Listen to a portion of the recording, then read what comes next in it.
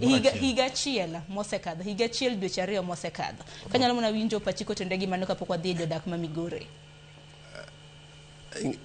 Ba timre akala no nyiso twech ma jo thuro osebede, twech mar ODM. Gima timore akala no en twech mar ODM, okelnu ng'ato, osieme gi luth, ogone kura, odaro dhi kumodhi. Koro unu dong' kuywak. Kendo sani weg twech, weg jela no ochako sieko. Gidwa kelo joma nyien. An adwa gi jo oganda na. Iwacho ni wajo mariek. To bende wariek adier kwa yiero jotelo masandowa. To be wariek adier kwa yiero jotelo makia kata gima timore e counties maggi.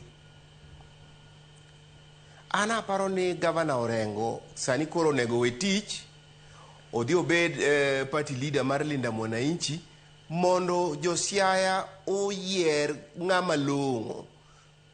Moko ng'iyo no ae chama mane bora no nyalo tiyo ne josiaya. Mane ma is very important. Ni ng'ama yiero wang'ni obed kindi gi jachung'. Gimilongo ni chama gole diere ka. Kindi gi jachung'. Sama koro okger ndarani. Bise winjo ka chama wuoye ni okger ring road makala market. Pesa to gichoko, sikul ma chama gero onge, koso useneno sikul ma chama gero kata hospital. Jotendgi to sieko ni girwane. En girwane ni to ng'a chame. Nyaka wae din mar migalo mwagalore go pile ni. Migalo ni nyaka wae. Wayieruru jotelo madhi tiyonwa.